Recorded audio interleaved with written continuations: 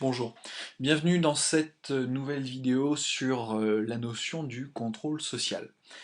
Rappelons déjà la définition du contrôle social. C'est l'ensemble des moyens qui sont mis en œuvre par un groupe social ou la société pour s'assurer de la conformité des membres aux normes en place. Pour bien comprendre cette notion du contrôle social, il faut d'abord la rapprocher de celle de socialisation. Rappelons que la socialisation, c'est le processus par lequel un individu acquiert des normes et des valeurs, ou alors le processus par lequel des individus transmettent des normes et des valeurs. Une question se pose quand on réfléchit à la socialisation: comment s'assurer que les individus acquièrent ces normes et ces valeurs? Pour répondre à cette question, les sociologues ont recours à une notion, celle du contrôle social. Le contrôle social peut revêtir deux formes. Il peut d'abord être formel et il peut également être informel. Dans le cadre du contrôle social formel, eh bien, les individus en fait doivent respecter un certain nombre de procédures formalisées. C'est le cas dans le domaine de la justice où les individus par exemple doivent respecter des lois. Dès lors, le contrôle social formel est plutôt en fait assuré par ce qu'on appelle des instances spécialisées, comme l'école, la justice, la police, l'armée, l'église ou encore les entreprises. Dans chacun de ces cas, en effet, ces instances spécialisées mettent en place des procédures formalisées, c'est-à-dire avec des règles formelles, écrites, explicites, que les individus doivent respecter. Le contrôle social peut être également informel. Dans ce cas, eh bien, il est plutôt assuré par des groupes primaires, comme la famille, les voisins, ou alors des groupes de pairs.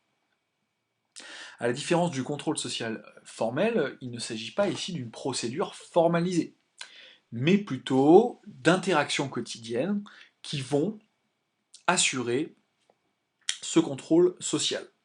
Par exemple, une famille va le matin, le soir, dans la journée, s'assurer que son enfant va eh bien, respecter un certain nombre de normes qui ont été fixées par les parents, comme bien se tenir à table, par exemple.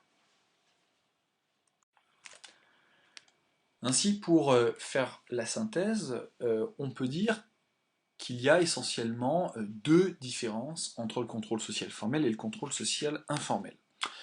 La première différence, elle tient à la nature des agents du contrôle social. Le contrôle social formel est plutôt assuré, on l'a dit, par des instances spécialisées, comme l'école ou la justice. Ces instances ont pour objectif